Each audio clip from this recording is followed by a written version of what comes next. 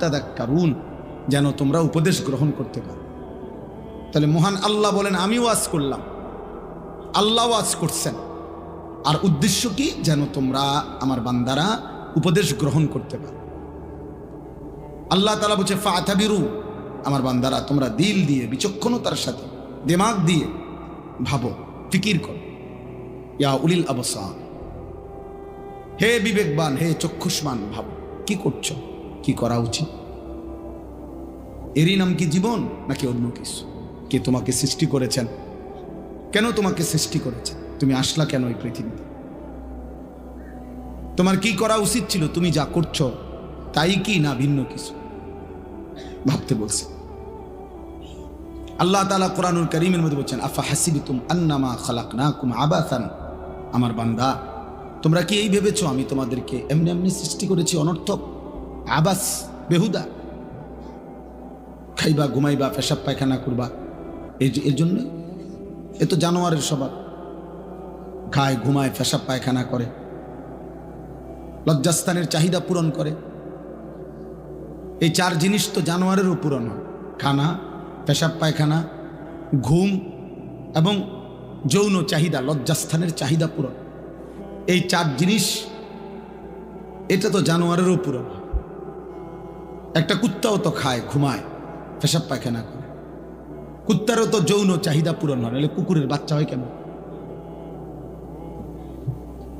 তাইলে দোস্ত জীবন মানে যদি হয় এই চারটাই, খাইলাম, ঘুমাইলাম, পেশাব পায়খানা করলাম, আর লজ্জাস্থানের চাহিদা পূরণ করলাম, হালাল বা হারাম যেমনি ভাবে, এতটুকুর নামই যদি হয় জীবন, তো জানোয়ারের সাথে তফাৎ কি? কুকুর বিড়ালের সাথে পার্থক্য কি? হাইওয়ান, জন্তু জানোয়ারের সাথে পার্থক্য কি? দুনিয়া তো আমাদের চাইতে তারা বেশি ভোগ করে, জানোয়ার। একটা হাতি, গবেষকদের কথা হলো বন্য হাতি একদিনে 250 কেজি খাবার খায়, 90 লিটার পানি পান করে। একটা তিমি একবারে 200 জন সামর্থ্যবান যুবকের সমপরিমাণ খাবার খায় একবার। একটা বাঘ তো কোনোদিন গোশত ছাড়া ভিন্ন কিছু খায় না। একটা সিংহ তো কোনো বেলা গোশত ছাড়া ভিন্ন কিছু খায় না। একটা ভাল্লুক তো গোশত ছাড়া ভিন্ন কিছু খায় না। তাহলে জঙ্গলের হাজারো প্রাণী আছে যারা আমাদের চাইতে দুনিয়া বেশি ভোগ করছে। তাহলে তুমি আর আমি ভাইয়া বেশি কি ভোগ করলাম? কোনো বেলা ফাঙ্গাস, কোনো বেলা তেলাপিয়া, কোনো বেলা ফার্মের মুরগি, কোনো বেলায় কক মুরগি, শাক, আলুর ভর্তা, ডাল, এই তো সামান্য। এই জন্য আমাদের ইনসাফের সাথে ভাবা উচিত। দোস্ত আমার, বন্ধু আমার, বাপ আমার, প্রিয় ভাই আমার, কষ্ট হলে তুমি চলে যাও, কোনো সমস্যা নেই, তুমিও থাকবা না, আমিও থাকবো না। এখানে আমরা কেউই বসতে আসি, এই ঘন্টা খানিকের ভিতরেই দেখবা এটা খালি হয়ে গেছে। আমার জীবনে আমি বহুবার এরকম প্যান্ডেলে দাঁড়াইয়া মাহফিল শেষ হওয়ার পরে অনেক দিন আমি দেখছি, এই ছেলে অপদার্থ,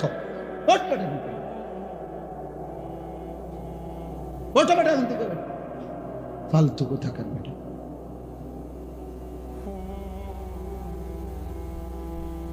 কিছু ছেলে আছে এমন, মানে কোনোভাবে ব্রেনেই টোটাল কাজ করে না, কারে নিষেধ করলো ও জানেই না। আফসোসের ব্যাপার, আফসোস, ন্যূনতম ব্রেন কোনো কাজ করে। আহা, এই পরিমাণ মাসহুর মানে জাদুগ্রস্ত মোবাইল আজকে তোমাদেরকে সেহের করলে, কোনো মানুষকে জাদু করলে ওর নিজস্ব ব্রেন, বুদ্ধি, বিবেক কাজ করে না। তুমি জিজ্ঞাসা করো। ঠিক অসংখ্য ছেলে তোমাদেরকে মোবাইল এমন মাতাল, বিকৃত মাথা বানায় ফেলছে, তোমাদের নিজস্ব আত্মপরিচয় কারণ কাজ করে না। তোমার একবারও মনে হয় না যে তোমার সৃষ্টিকর্তা কি? তোমার একবারও মনে হয় না তোমার সৃষ্টি করলেন কি? তোমার একজন নবী ছিলেন, তোমার একটা ধর্ম আছে, তোমার একটা কিতাব আছে, তোমার একজন মা আছে, বাবা আছে, তোমার একটা বংশ পরিচয় আছে, তোমার একটা ধর্মের পরিচয় আছে, তোমার সৃষ্টিকর্তা আছে। তোমাকে তার কাছে ফিরতে হবে। কি করতেছ বাপ? এতটুকু আত্ম অনুভূতি যার ভিতরে নাই, যে নিজের বিবেক নিজের মধ্যে জাগে না যাক, সে আসলেই সুস্থ না, স্বাভাবিক না, এ প্রতিবন্ধী, এ মানসিক বিকারগ্রস্ত, মাতাল। এই জন্যই বললাম, আল্লাহ বলছেন আফা হাসিবতুম আন্নামা খালাকনাকুম আবাসান, বান্দা তুমি কি এই ভেবেছ যে আমি তোমাদেরকে অনর্থক বানিয়েছি? ওয়া আন্নাকুম ইলাইনা লা তুরজাউন, এবং আল্লাহ বলেন আর এটাও কি ভেবেছ, মনে করছো যে তোমরা আমার কাছে আসতে হবে না? কি এটা ভাবছেন আপনারা? আল্লাহর কাছে ফিরতে হবে না? বলো না ভাইয়া, বলো, নওজোয়ান ভাই বলো, আল্লাহর কাছে ফিরতে হবে না? তাইলে তো ওনার কাছে কিভাবে দাঁড়ায়?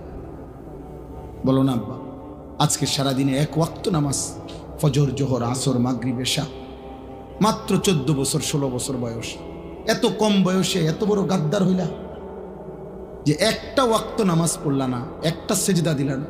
মুসলমানের বাচ্চা এত বড় নিকৃষ্ট হয়? মুসলমানের ঘরে এত বড় বেয়াদব হয়? মুসলমানের ঘরে এত বড় অসভ্য হয়?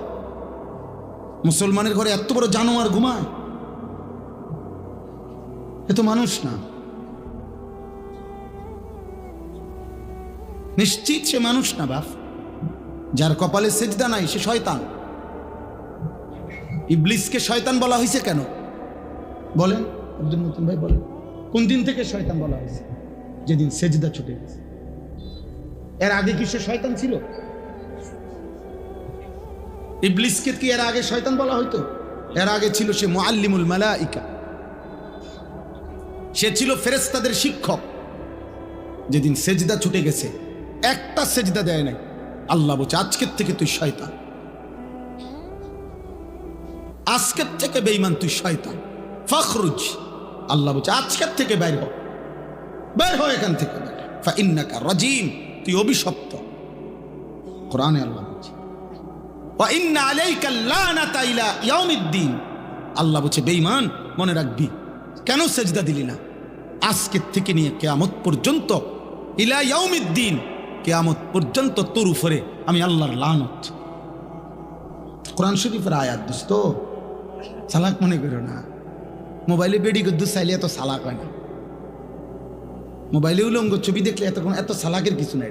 এটা অসভ্যতা, এটা চালাকি না, এটা চরিত্রহীনতা, এটা লাম্পট্য। পেশাব করে পানি না নিলে এটা কোনো বুদ্ধিমানের কিছু না, এটা অসভ্যতা। এটা চালাক কয় না পৃথিবীর কোনো ডিকশনারিতে। কাউকে এক কথা বলছে, কালেমা পড়ছে, কাউরে 21 বছর বলছে, 23 বছর বলছে, তবুও সে কালেমা পড়ে না। এমন বহু কাফের ছিল যারা 23 বছর পুরা নবীরে দেখছে কিন্তু কালেমা পড়ে না। আবার কাউরে এক কথা বলছে, চেহারার দিকে তাকাইছে। হযরত আব্দুল্লাহ ইবনে সালাম মদিনার ইহুদিদের সবচেয়ে বড় জ্ঞানী পাদ্রী ব্যক্তি ছিলেন, অত্যন্ত পণ্ডিত ছিলেন ইহুদিদের। তিনি নবীজি যখন মদিনায় আসছেন, উনি আসছিলেন নবীজির সাথে বিতর্ক করতে, বিভিন্ন আসমানি কিতাবের বিভিন্ন কঠিন কঠিন প্রশ্ন করার জন্য নবীজির সামনে আইসা বসছে। আইসা মাত্র রেডি হইয়া কিতাব সাইয়া আইসে নবীজিরে বহস করে হারাইয়া দিবে। এই সময় আইসা উনি বলছেন, কিতাবে আছে আমরা পড়ছি। উনি আইসা নবীজির সামনে বসছেন, বৈশা উনি নিজেই বলছেন, ফানাজারতু ইলাইহি, আমি মুহাম্মদের চেহারার দিকে তাকাইলাম, কিছুক্ষণ তাকিয়ে থাকলাম, ওয়া তাআম্মালতু, আর তাকিয়ে তাকিয়ে ভাবলাম, কিছুক্ষণ ভাই ভাই আমি বুঝলাম, ফাআলিমতু, আমি বুঝলাম, আন্নাহু লাইসা বিওয়াজহিন কাযাবিন, এটা কোনো মিথ্যাবাদীর চেহারা হইতে পারে না। ফাআসলামতু, আমি কালেমা পড়ে মুসলমান হয়ে গেলাম।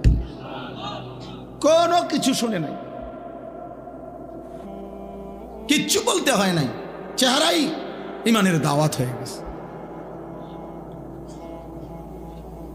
আবু তালেব নবী সাল্লাল্লাহু আলাইহি সাল্লামের পাহারাদারি করছে 38 বছর। 38 বছর নবীজি সাল্লাল্লাহু আলাইহি সাল্লামের বয়স যখন 12, তখন দাদা আব্দুল মুত্তালিব এই নবী সাল্লাল্লাহু আলাইহি সাল্লামকে আবু তালেবের হাতে দিয়ে গেছে। আর নবীজি সাল্লাল্লাহু আলাইহি সাল্লামের বয়স যখন 50, তখন আবু তালেব ইন্তেকাল করছে। এই 38, 12 থেকে 50 গুণে দেখো, 38 বছর। 38 বছর রাতে দিনে সকালে দুপুরে নবীজি সাল্লাল্লাহু আলাইহি সাল্লামের আদব আখলাক, চলা ফেরা, কথা বার্তা, রুচি পছন্দ সব কিছু আবু তালেব জানতো যে ভাতিজা এই 38 বছরে এক সেকেন্ডের জন্যই ভাতিজা কোনোদিন মিথ্যা বলে নাই। একটা শব্দ ভাতিজার চরিত্রের মধ্যে একটা দাগ লাগাবে এমন ছিল না, এটা আবু তালেব জানতো। আবু তালেব বলতো, কিন্তু আল্লাহর ফয়সালা ছিল না, যার কারণে 38 বছরের সংস্পর্শের পরেও আবু তালেব বেঈমান হয়েই কবরে গেছে। বুঝছনি দোস্ত, চালাক মনে করো না, চালাক চুল কদ্দুর রাইখা মাতবুরি মনে করো না, না না না, এটা প্রতিবন্ধী মনে রাখো। যার নিজস্ব আত্মসম্মান নাই সে প্রতিবন্ধী। যে নিজের বংশ চেনে না, যে নিজের বাবার ইজ্জত চেনে না, যে তার ধর্মের সম্মান চেনে না, যে তার আল্লাহর পরিচয় জানে না, যে তার নবীর পরিচয় জানে না, যার নিজের আত্মমর্যাদা নাই, কখনো ইহুদিরটা, কখনো খ্রিস্টানেরটা, কখনো হিন্দুরটা, কখনো খেলোয়াড়ের, কখনো নায়কের, কখনো ফুটপাতের, কখনো মোবাইলের কোনো পাগল কিংবা ছাগলের চুল চেহারা যার পছন্দ, তুমি ডাক্তার দেখাও, তুমি প্রতিবন্ধী, মানসিক বিকৃতগ্রস্ত মানুষ তুমি। আমার আত্ম অনুভূতি আছে, আমি বুঝ হওয়ার পর থেকে পাঞ্জাবি পড়ি, আমি বুঝ হওয়ার পর থেকে টুপি মাথায় দেই। আমার প্রথম যেদিন দাড়ি উঠতে শুরু করছে সেদিন থেকে আজকের 44 বছর পর্যন্ত আমি কোনোদিন দাড়ি কাটি নাই। আমার যেদিন বুঝ হয়েছে সেদিন থেকে আমি চুল চারদিকে সমানভাবে কাটি। আমি বুঝ হওয়ার পর থেকে লুঙ্গি পরি, আমি ছোট্টবেলার থেকেই মিসওয়াক করি। আমার জীবন আমি চেষ্টা করেছি বাবা মার তত্ত্বাবধানে, উস্তাদের তত্ত্বাবধানে আমি নামাজ পড়তে চেষ্টা করেছি। তাহলে তুমি হিসাব লাগাও দোস্ত, তোমার চুল এত রঙের হইল কেন, প্যান্ট এত রঙের কেন? তোমার কোনো ধর্ম নাই, তোমার কোনো বাপ নাই, তোমার কোনো আল্লাহ নাই, তোমার কোনো নবী নাই, তোমার কোনো সৃষ্টিকর্তা নাই। তুমি কেন হাইওয়ানের মতো, জন্তু জানোয়ারের মতো এক এক সময় এক এক রঙে সাজো কেন? তোমার সৃষ্টিকর্তাকে তো তুমি তাকে ছেড়ে দিলা কেন? বলো না বাপ, বলো, এগুলা কোনো চুল হইল? কোন বেঈমানের মতো চুল রাখলা? কোন বেঈমানের মতো? এত বড় বেগায়রত হইলা কেন যুবক? তুমি মুসলমান না? মুসলমানের 14 বছরের ছেলে, মুসলমানের 15 বছরের ছেলে যুদ্ধ করেছে, মুসলমানের 17 বছরের যুবক যুদ্ধের সেনাপতি ছিল, মুসলমানের 22 বছরের যুবক গোটা আফ্রিকা বিজয় করছে। আর তুমি রাত নাই দিন নাই, নারী দেখো, ছবি দেখো, উলঙ্গ নাচ গান দৃশ্য দেখো। এই অপদার্থ সন্তান, তোকে আল্লাহ শুধু নারী দেখতে সৃষ্টি করছে? হাইওয়ান! আর জীবনের কোনো উদ্দেশ্য নাই বেটা, শুধু বেড়ি দেখো না জীবন, শুধু উলঙ্গ ছবি দেখাই জীবন। এর জন্যই ভাত খাও, এর জন্যই ঘুম যাচ্ছ। এই আকাশ, এই জমিন, এই সূর্য, এই চন্দ্র, এই আলো বাতাস, এত বড় পৃথিবী দিয়ে আল্লাহ তোমাকে লালন পালন করছে এই বেড়ি দেখতে, শুধু উলঙ্গ ছবি দেখতা, আর জিনা ব্যভিচার, আর নিজের হাত নিজের লজ্জাস্থানে নাপাক নষ্ট করতা, আর বন্ধুদের অসৎ আড্ডা দিতা। এই জন্যই বানাইছিলাম। আস্তাগফিরুল্লাহ। আহা বাপ, কি করলা, কি করলা আব্বা? এ কেমন জীবন বানাইলা তোমরা? তোমাদের অগণিত বেনামাজি ছেলের চেহারা দেখে বোঝা যাচ্ছে কতদিন হয় নামাজ পড়ো না, তুমি জানো না। আহা, 365 দিনে খোদার এক বছরে কোনো দিন ফজরের নামাজ পড়লা না। মুসলমান এত নিকৃষ্ট হয়? নবী সাল্লাল্লাহু আলাইহি সাল্লাম বলছে, যে ফজরের নামাজ পড়ে না সে মুনাফিক। খোদার কসম, নবী বলছে মুনাফিক, ও মুনাফিক, ও মুনাফিক। নবীজি বলছে লোকটা মুমিন না বেঈমান, কাফের, পার্থক্য করার চিহ্ন হইল নামাজ। আগা কাটা না, আগা কাটা দিয়া মুসলমান আর অমুসলমান নির্বাচিত হয় না। কথা বুঝেন নাই আমি? যদি বলে না আগা কাটছে এই কারণে আবার অমুসলমান হয়েছে, তো তাহলে 6 বছরের বাচ্চা অমুসলমান, 4 বছরের বাচ্চা যাতে ওনা আগা কাটে নাই তে অমুসলমান, তো তাইলে হেঁটে মুসলমান হইব কেমনে? তাহলে কথা বুঝেন নাই? আমরা দিয়ে কয় যে আগা কাটলে কয় মুসলমানই করাইছে, মুসলমানই আবার করায় কেমনে? মুসলমান বুঝি এটা করাই না জিনিস, মুসলমান তো হয় না, পরিচয় না। তো তাহলে যদি এখন 7 বছর বয়সে, 8 বছর বয়সে তারা যদি খতনা করায়, এখন যদি সে মুসলমান হয়, তো আগে কি আছিল? ও মুসলমান। কথা বলেন না? আগে মুসলমান থাকলে তো অন কি মুসলমান হয়েছে আবার? বলেন, আপনি যুক্তিতে বলেন, ইনসাফে বলেন, আগে কিতা ছিল? তাই জন্মের পরে বাচ্চা মুসলমান না? ছোট্ট কোলের বাচ্চা মুসলমান না, তাহলে তারা আজান দিল কেন? তার কানে একামত দিল কেন? তারে হুজুর আইনা দোয়া করাইলো কেন? তার জন্য মুসলিম নাম রাখলো কেন? তার আকিকা করাইলো কেন? মুসলমান দেখেই তো করাইছে। এই জন্য দোস্ত, আল্লাহ নবী সাল্লাল্লাহু আলাইহি সাল্লাম বলছে, বাইনার রাজুল ওয়া বাইনাশ শিরকি ওয়াল কুফর তারকুস সালাহ। কোন ব্যক্তি মুমিন না মুশরিক, এটা পার্থক্য করার চিহ্ন হলো নামাজ পড়া বা না পড়া, এর ভিত্তিতে। চলো ভাইয়া, ভাতে তো খাও, আর কি থা, দুনিয়াই তো ভোগ করো না। তোমার রাত যখন ভোর হয়, আমার রাতও তখনই ভোর হয়। তোমার জন্য যখন সূর্য ডুবে, আমার সূর্য তখনই ডুবে। হ্যাঁ নাফরমান, মনে রাখো, তুমি আগায় না। 5 ওয়াক্ত নামাজ পড়নেওয়ালার ভোর যখন হয়, তুমি নাফরমানের ভোরও তখনই হয়। পৃথিবী সমান তালেই আগায়, রাত্র সমান তালেই শেষ হয়। সব রাতই ভোর হয়, বাসর রাতও ভোর হয়, ফাঁসির রাতও ভোর হয়। কিন্তু আখিরাত একসাথে চলবে না। দুনিয়া একসাথে চলতেছে, দুনিয়া সুখে দুঃখে একসাথেই চলে। নাফরমান আর ইমানদার একসাথেই চলে, আখিরাতে একসাথে চলবে না। আজকে এখানে তো সবাই বসছো, নামাজিরাও বসছে, বেনামাজিও বসছো। হাসরের ময়দানে এমন দাঁড়াইতে পারবা না, আল্লাহর কসম। বসার তো সুযোগই নাই, দাঁড়াইবারও সুযোগ থাকবে না একসাথে। কোরআনুল কারীমে সূরা ইয়াসিনে আছে, আল্লাহ পাক ফেরেশতাদেরকে বলবে, ওয়ামতাজুল ইয়াউমা আইয়ুহাল মুজরিমুন। প্রথম নাফরমানদেরকে বলবে, এই